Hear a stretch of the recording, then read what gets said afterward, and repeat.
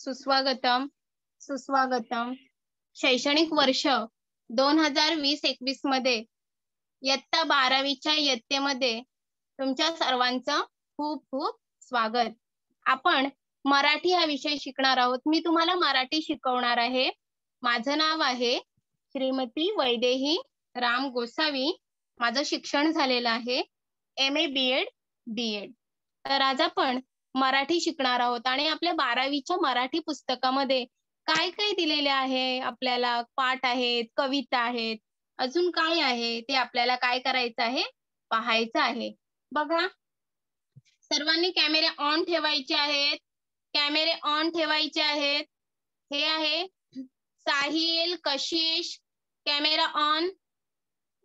हे आहे आपल्या पुस्तकाचं, मराठीच्या पुस्तकाचं. हे काय आहे, पहिलं पेज आहे, म्हणजे त्याला मुखपृष्ठ असे म्हणतात. आणि हे आहे मलपृष्ठ, म्हणजे आपल्या पुस्तकाचं बॅक साईडचं पेज आहे. आता आपल्या पुस्तकामध्ये काय काय आहे, आपल्याला काय शिकायचं आहे ते आपण पाहूया. बघा, पाठ आहेत म्हणजे धडे आहेत, कविता आहेत, साहित्य प्रकार आहेत, उपयोजित मराठी आहे आणि व्याकरण व लेखन आहे. ठीक आहे. हे आहे आपल्या मराठीचं पुस्तकाचं पेज. अनुक्रमणिका आहे. त्या अनुक्रमणिकेचे 6 भाग करण्यात आलेले आहेत. किती भाग करण्यात आलेले आहेत? 6 भाग. आता ह्या 6 भागांमध्ये पाठ किती आहेत, कविता किती आहेत, अजून साहित्य प्रकार कोणते आहेत, उपयोजित मराठी त्याच्यामध्ये काय दिलेलं आहे. तर बघा, पाठ कविता आहेत. पहिला आहे आपली बहु असो तो सुंदर, काव्यानंद आहे. नंतर आहे वेगवशता. दुसरे आहे कविता रोज मातीत, कल्पना दुधाळ यांची कविता आहे. ती आपण उद्या शिकणारच आहोत. आयुष्य आनंदाचा उत्सव, शिवराज गोरले यांचा लेसन आहे, पाठ आहे हा. रे थांब जरा आषाढ घना कविता आहे. वीरांना सलामी, अनुराधा प्रभुदेसाई यांचा हा धडा आहे. रंग माझा वेगळा कविता आहे. आत्मविश्वासासारखी शक्ती नाही, हे काय आहे, नमुना गद्य आकलन आहे. भारतरत्न डॉक्टर बाबासाहेब आंबेडकरांनी ते लिहिलेलं आहे. भाग 2 मध्ये सांगितलेला काय आहे, भाग 2 मध्ये काय शिकायचंय, तर विंचू चावला हे संत एकनाथांचं काय आहे, अतिशय सुंदर भारुड असं आहे. विंचू चावला तुम्ही ऐकलं पण असेल, विंचू चावला काय मी करू, विंचू चावला. अतिशय सुंदर असं भारुड संत एकनाथांचं आहे. नंतर आहे रेशीम बंध आहे, पाठ आहे हा डॉक्टर यू.म. पठाण यांचा. समुद्र कोंडून पडलाय ही कविता आहे, वसंत आबाजी डहाके. दंतकथा आहेत. आरशातील स्त्री कविता आहे. रंगरेषा व्यंगरेषा हे मंगेश तेंडुलकरांचा धडा आहे. जयपूर पुढचे जनक, नमुना गद्य आकलन डॉक्टर बाळ फोंडके यांचा हा गद्य आकलन आहे. याच्यातून आपल्याला शिकायचं आहे. भाग 3 मध्ये काय दिलेलं आहे, तर कथा दिलेल्या आहेत. कथा, साहित्य प्रकार आणि परिचय.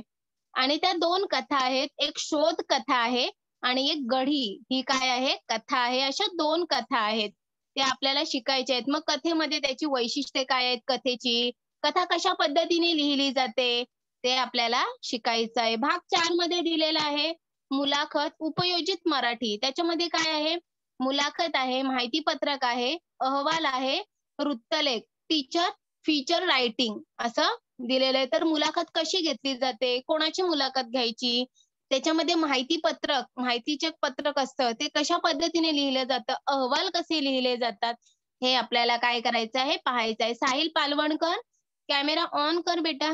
नंतर आहे भाग 5 मध्ये काय दिलेलं आहे, व्याकरण व लेखन दिलेलं आहे. व्याकरण व लेखन मध्ये काय आहे, तर व्याकरण आहेत, वाक्य प्रकार व वाक्य रूपांतर, समास, प्रयोग, अलंकार, लेखन, निबंध लेखन. आणि भाग 6 मध्ये काय आहे, परिशिष्ट दिलेली आहेत. अशा पद्धतीने आपल्याला काय करायचं आहे, या अनुक्रमणिकेप्रमाणे आपल्याला शिकायचं आहे. पुढचं आहे, आता पेपर पॅटर्न कसा येतो, 12वीचा पेपर पॅटर्न तुम्हाला कशा पद्धतीने असेल, तर बघा, महाराष्ट्र राज्य माध्यमिक व उच्च माध्यमिक शिक्षण मंडळ पुणे, विषय मराठी, युवक भारती, इयत्ता 12वी कृतीपत्रिका आराखडा दिलेला आहे. तर अशा पद्धतीने त्यांनी घटकनिहाय गुण विभागणी केलेली आहे. ही गुण विभागणी कशा पद्धतीने केलेली आहे, तर गद्य, घटक गद्य, गद्य म्हणजेच काय, जे पाठ असतात, त्या लेसन असतात आपले, त्या लेसनसाठी किती गुण दिलेले आहेत? 20 गुण दिलेले आहेत. पद्य म्हणजेच काय? कविता. कवितेसाठी 16 गुण दिलेले आहेत. साहित्य प्रकार आहे, आता आपण जे पाहिलं कथा, त्याला 10 गुण दिलेले आहेत. उपयोजित म्हणजे जे निबंध लेखन वगैरे आहेत ते 14 गुण दिलेले आहेत. आणि व्याकरण व लेखनसाठी 20 गुण दिलेले आहेत. असा आपला काय आहे? हा 80 मार्काचा काय आहे? पेपर पॅटर्न आहे. तर पुढे बघा, आता गद्य विभागासाठी 20 गुण. मग त्याच्यामध्ये काय काय आहे? अपेक्षित कौशल्य, तर आकलन, स्वमत आणि अभिव्यक्ती. आता बघा, कृती 1 मध्ये पठित गद्य पाठावर आधारित पठित उतारा 150 ते 180 शब्दांचा पाहिजे. तर त्याच्यामध्ये काय? आकलन कृतीसाठी 2 गुण, आकलन कृती 2 क्रमांक 2 साठी 2 गुण, आणि तिसरं आहे स्वमत अभिव्यक्ती कृती, त्याच्यासाठी 4 गुण दिलेले आहेत. आता स्वमत व अभिव्यक्ती यावर आधारित प्रत्येकी एक कृती देणे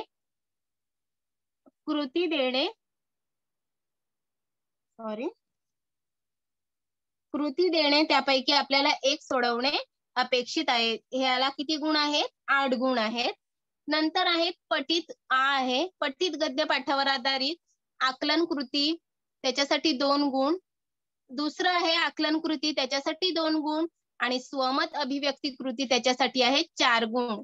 म्हणजे स्वमत व अभिव्यक्ती यावर आधारित प्रत्येकी आपल्याला किती प्रश्न विचारले जातात? एक कृती दिलेली असते आणि त्यापैकी आपल्याला काय करायचे असते? एक सोडवणे अपेक्षित असते. त्याच्यासाठी 8 गुण दिलेले आहेत. अपठित गद्य उतारा म्हणजे आपण जो आपल्या पाठातला नाही. हे पठित म्हणजे काय? दोन्ही आपल्या पाठातले आहेत.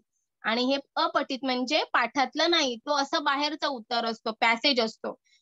त्याच्यात तो 100 ते 120 शब्दात लिहायचं असतं त्याचं उत्तर.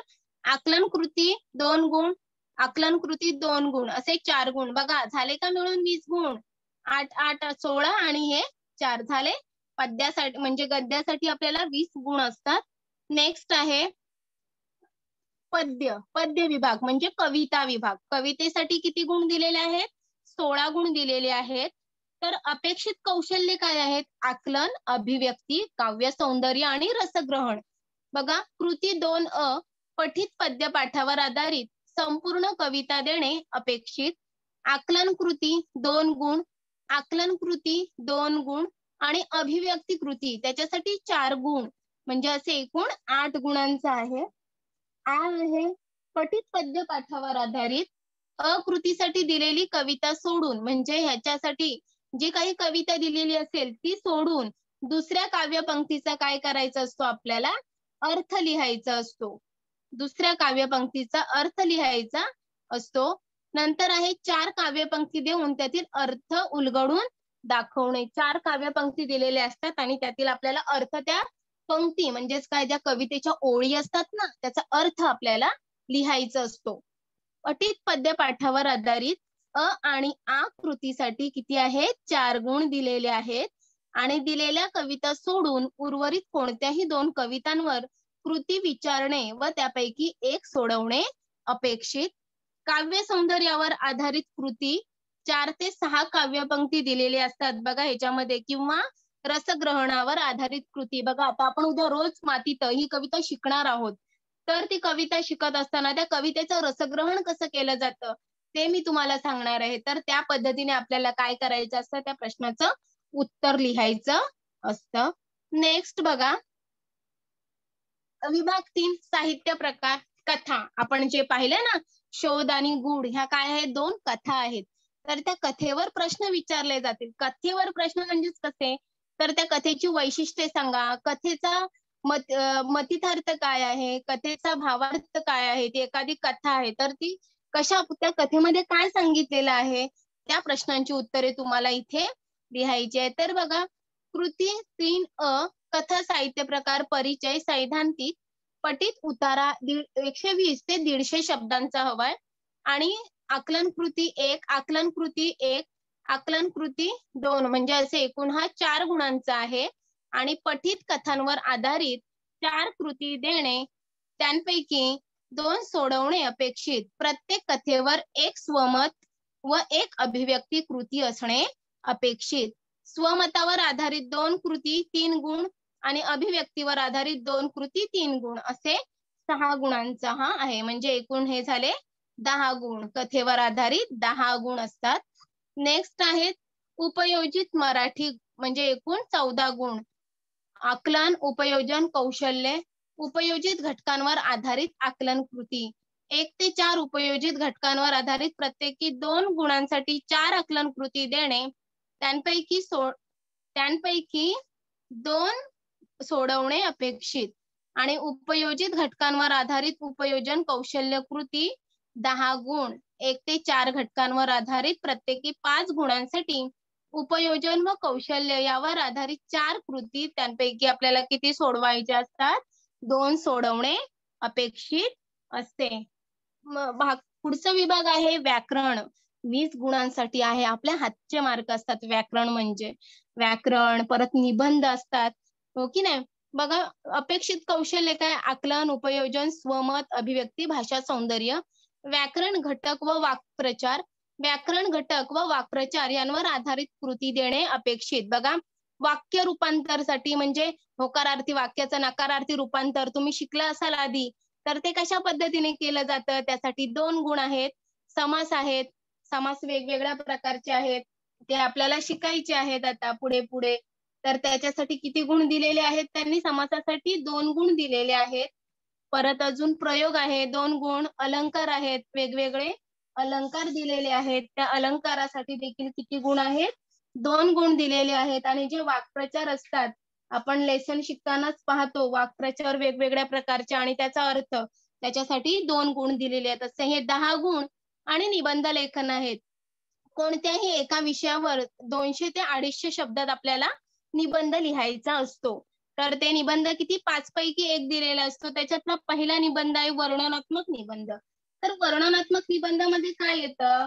म्हणजे वर्णन आपल्याला निसर्गाचं किंवा स्थळ, ऋतूचं, निसर्गाचं आपल्याला त्याच्यामध्ये वर्णन करायचं असतं, एखाद्या घटनेचं. त्याला म्हणतात वर्णनात्मक निबंध. दुसरा आहे व्यक्तिचित्रणात्मक निबंध. तर त्याच्यामध्ये काय येतं? व्यक्ती वर्णनात्मक म्हणजे व्यक्तिप्रधान किंवा चरित्रात्मक एखाद्या व्यक्तीचं चित्रणात्मक निबंध म्हणतात. ते आपल्याला तिथे लिहायचं आहे. आत्मवृत्तात्मक निबंध. आत्मवृत्तात्मक निबंध म्हणजे काय? आत्मकथन. जे लेखक आहेत त्यांचं आत्मकथन म्हणजे त्यांनी जे लिहिलेलं आहे, त्यांनी जे त्यांना अनुभव आलेला आहे ते त्यांनी त्याच्यामध्ये वर्णन केलेलं असतं. त्याला आत्मवृत्तात्मक निबंध असे म्हणतात. दुसरा एक कल्पनाप्रधान निबंध. कल्पनाप्रधान म्हणजे काय? कल्पनारम्य निबंध म्हणजे आपण आपल्या कल्पनेने लिहिलेला निबंध. 5वा आहे वैचारिक निबंध. वैचारिक निबंध मध्ये काय म्हणजे कोणता निबंध? तर विचारप्रधान, चिंतनपर, समस्या प्रधान, चर्चात्मक निबंध या गोष्टींचा त्याच्यामध्ये समावेश होतो. ओके. काही जर प्रॉब्लेम असेल परीक्षेच्या ह्याच्या म्हणजे आपल्या पेपर पॅटर्न बद्दल, तर मला तुम्ही विचारू शकता. आपण ते नंतर शिकणार आहोत. आता आपल्याला एक कविता पाहायची. कविता म्हणजेच काय? तो काव्यानंद आहे, तो आपल्याला पाहायचा आहे. कारण आपल्याला वेळ खूप कमी आहे आपल्याकडे आता. तो पाहायचा आहे. जर का तुम्हाला काही असेल, शंका असेल, आपल्या पेपर पॅटर्न बद्दल विचारायचं असेल, समजलं नसेल, तर मला तुम्ही पुन्हा विचारू शकता. ओके. तर आपण आज आपला काव्यानंद पाहणार आहोत आपल्या लेसन मधला. तर हे चित्र कोणाचं आहे रे? तुम्हाला स्क्रीनवर चित्र दिसतंय? येस. ओके. सांग साहिल. समर्थ. समर्थ कॅमेरा ऑन कर. समर्थ. समर्थ.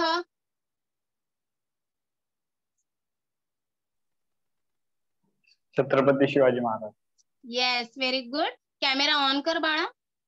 हे कोणाचं चित्र आहे? छत्रपती शिवाजी महाराजांचं. बरोबर, व्हेरी गुड. महाराष्ट्राचे आराध्य दैवत कोण आहेत? साहिल. महाराष्ट्राचे आराध्य दैवत कोण आहेत? आपण कोणाचा उल्लेख करतो महाराष्ट्राचे आराध्य दैवत म्हणून? असं आपण कोणाला म्हणतो?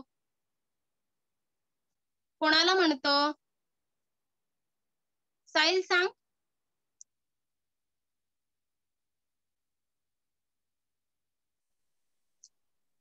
मी अनम्यूट केलेलं आहे तुला.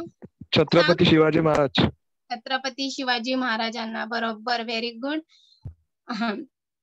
आहे महाराष्ट्र दिनाची स्थापना कधी झाली? महाराष्ट्र दिन आपण केव्हा साजरा करतो? कशिश? कशिश? हा, मी तुला अनम्यूट केलेलं आहे, सांग. महाराष्ट्र दिन आपण केव्हा साजरा करतो? 1 मेला आपण काय करतो? महाराष्ट्र दिन साजरा करतो. ओके. मॅम तुमचा आवाज ब्रेक होतोय. ओके ओके, आता येतोय व्यवस्थित? नाही, ब्रेक होतोय. मधून मधून नीट येतोय आणि मधून ब्रेक होतोय. ओके ओके, थोडासा टेक्निकल प्रॉब्लेम असेल काहीतरी पावसामुळे. ओके. हा हा, तर आपण महाराष्ट्र दिन केव्हा साजरा करतो? Very good. 1 मेला आपण काय करतो? महाराष्ट्र दिन साजरा करतो. तर आज आपण म्हणजे महाराष्ट्र दिन का साजरा केला जातो? का साजरा करतात? का बरं? तर आपल्या समोर एक कविता आहे, बहु असोत सुंदर. हा एक काव्यानंद आहे, कविता नाही म्हणता येणार, त्याला काव्यानंद म्हणतात. ती श्री कृ कोल्हटकर म्हणजेच श्रीपाद कृष्ण कोल्हटकर यांनी ती लिहिलेली आहे. त्यांचा जन्म झालेला आहे 1871 ते आणि त्यांचा मृत्यू 1934 साली झालेला आहे. आपण त्यांच्याविषयी थोडक्यात माहिती पाहूया आणि जे महाराष्ट्र गीत आहे, जे बहु असोत सुंदर संपन्न की महा, हे आपण पाहायचं आहे आणि ऐकायचं आहे. बघा, आधी आपण आपल्या लेखकांविषयी म्हणजे कोल्हटकर, श्रीपाद कृष्ण कोल्हटकर जे यांनी जे लिहिलेलं आहे गीत, त्यांच्याविषयी आपण माहिती पाहूया आणि नंतर गीताविषयी काय आहे ह्या गीतामध्ये नक्की, बहु असोत सुंदर, तर त्याच्याविषयी माहिती पाहूया आणि आपण ते गीत ऐकूया. बघा, समीक्षक, विनोदी लेखक, कवी, नाटककार, कथाकार, कादंबरीकार महाविद्यालयात शिकत असतानाच ते समीक्षकेकडे वळले. विविध वाङ्मय प्रकारांचे लेखन करत असताना त्यांचे समीक्षणात्मक लेखन सुरूच होते.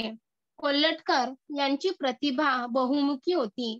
त्यांनी मराठी नाटकाला नवे स्वतंत्र रंगरूप दिले व त्याबरोबरच रूढींच्या नावाखाली चालणाऱ्या हास्यास्पद गोष्टींविषयी विनोदी लेखही लिहिले.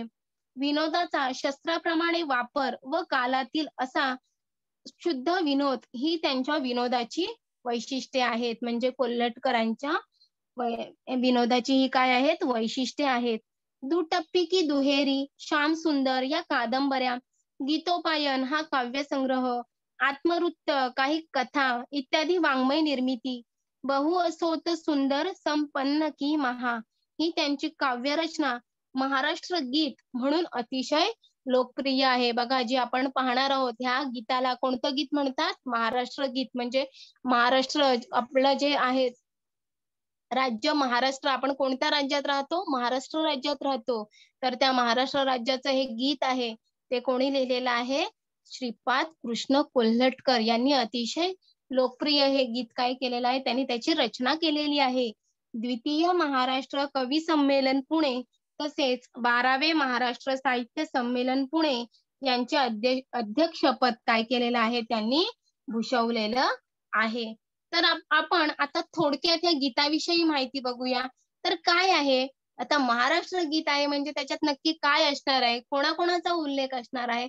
तर ते आपल्याला पाहायचं आहे. बघा, तर कवीने या गीतात महाराष्ट्र भूमीच्या अनेकविध वैशिष्ट्यांचा गौरवपूर्ण उल्लेख केला आहे. उत्तुंग पर्वतरांगांमध्ये वसलेला, गगनाला गवसणी घालणाऱ्या, आकांक्षा बाळगणारा महाराष्ट्र आम्हाला सर्वात प्रिय आहे असे गौरवपूर्ण उद्गार या गीतात काढले आहेत.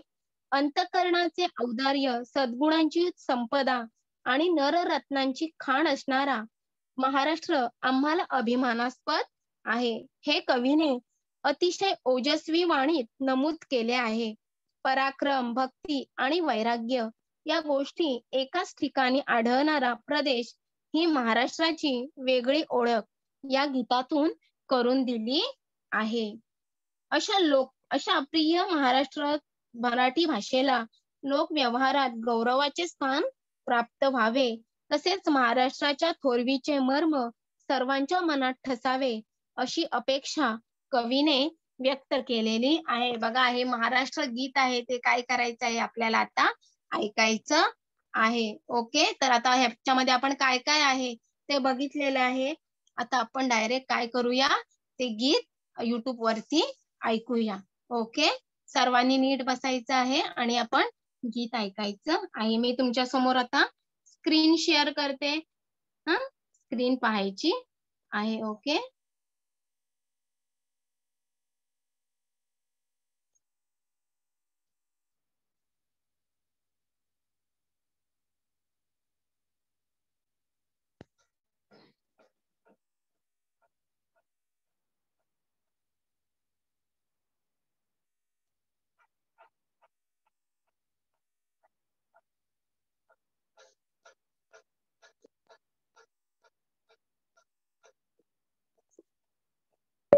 बोल देना। ओके गूगल, गोल्डफिश का साइंटिफिक नाम क्या है? कैरेसियस ऑरिटस। बोलने से क्लासरूम घर आ जाता है।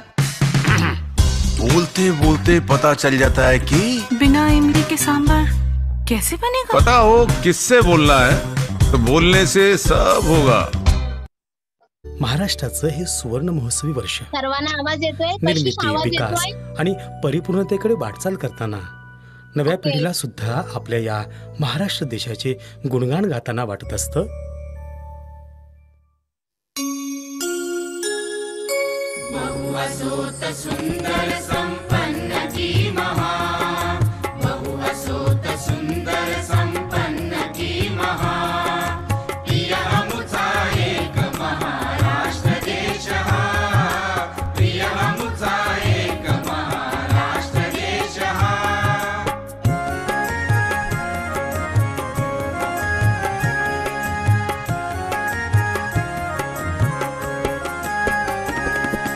गगनभेदी गिरविण अनुनच जिथे उरे, आकांक्षा पुढती जिथे गगन ठेंगणे.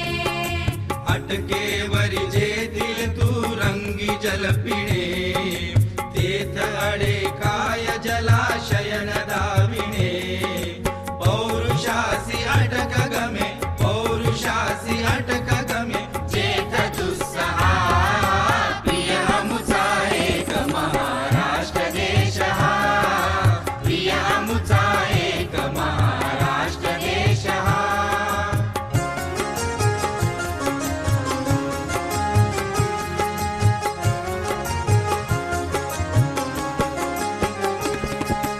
विक्रम वैराग्य एक जागी नांदती, जरी पटका भगवा झेंडा ही डोलती. धर्म राजकारण समवेत चालती, शक्ती युक्ती एकवटुनी कार्य साधिती. पसरे या कीर्ती अशी, पसरे या कीर्ती अशी, विस्मयावहा. प्रिय अमुचा एक महाराष्ट्र देश हा, प्रिय अमुचा एक महाराष्ट्र देश हा.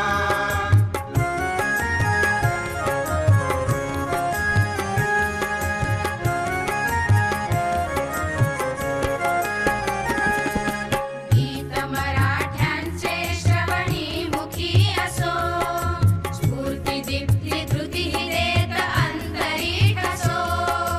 वचनी लेखनी ही मराठी गिरा दिसो, सतत महाराष्ट्र धर्म मर्म मनी वसो. देह पडो तत्कारणी, देह पडो तत्कारणी, ही असे स्पृहा. प्रिय अमुचा एक महाराष्ट्र देश हा, प्रिय अमुचा एक महाराष्ट्र देश हा. बहुअसोत सुंदर संपन्न की महा, बहुअसोत सुंदर संपन्न की महा. प्रिय अमुचा एक महाराष्ट्र देश हा, प्रिय अमुचा एक महाराष्ट्र देश हा, प्रिय अमुचा एक महाराष्ट्र देश हा. सर्वांनी ऐकलं गाणं?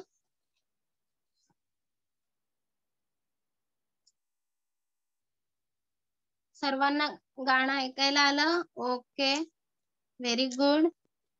आपण महाराष्ट्र देशावरचं हे काय आहे गीत छान सुंदर असं काय केलं आहे गीत ऐकलेलं आहे. तर आपल्या महाराष्ट्र देशामध्ये काय काय आहे, सॉरी महाराष्ट्रात आपल्या काय काय आहे, वेगवेगळ्या प्रकारचे काय आहेत, किल्ले आहेत, हो की नाही, गड आहेत, किल्ले आहेत, जिथे आपण जाऊ शकतो किंवा प्रतापगड, रायगड यांची आपण काय करू शकतो, माहिती मिळवू शकतो. हे सर्व काय आहे या काव्यानंदामध्ये. म्हणजे हा जो काव्यानंद आहे, बहु असोत सुंदर संपन्न की महा प्रिय आमचा एक महाराष्ट्र देश हा. बघा किती सुंदर आपल्या महाराष्ट्र देशाचं वर्णन काय केलेलं आहे त्यांनी ह्या कवितेच्या माध्यमातून. आपल्याला महाराष्ट्र देशाची काय मिळत आहे, महाराष्ट्र राज्याची माहिती मिळत आहे. आणि तिथे कशा पद्धतीने कोणकोणत्या प्रकारचे मंदिरे आहेत, अजून कोणी कोणी तिथे शौर्य केलेलं आहे, संत कोणते कोणते आहेत आपल्या महाराष्ट्र राज्यामध्ये, त्यांची माहिती, संपूर्ण माहिती त्यांनी काय केलेली आहे ह्या काव्यानंदामध्ये आपल्याला दिलेली आहे. तर आपण थोडक्यात महाराष्ट्र राज्याविषयीची आपली काय करूया, माहिती पाहूया आणि स्टॉप करूया. ओके, बघा तर 1 मे हा महाराष्ट्र राज्याचा काय आहे, स्थापना दिवस आहे. आणि याच दिवशी 1960 साली काय झालं, तत्कालीन पंतप्रधान पंडित जवाहरलाल नेहरू यांच्या हस्ते काय झाली, महाराष्ट्र राज्याची काय झाली, मुहूर्तमेढ रोवली गेली. आणि मुहूर्तमेढ रोवली गेल्यानंतर वेगवेगळे जे आहेत आपले पंडितजींनी यशवंतराव चव्हाण यांच्या हाती महाराष्ट्राचा मंगल कलश दिला आणि नव्या महाराष्ट्राच्या नेतृत्वाची काय केली, त्यांनी जबाबदारी त्यांच्यावर सोपवली. तसा महाराष्ट्राचा ऐतिहासिक, सांस्कृतिक, सामाजिक वारसा फार मोठा आहे.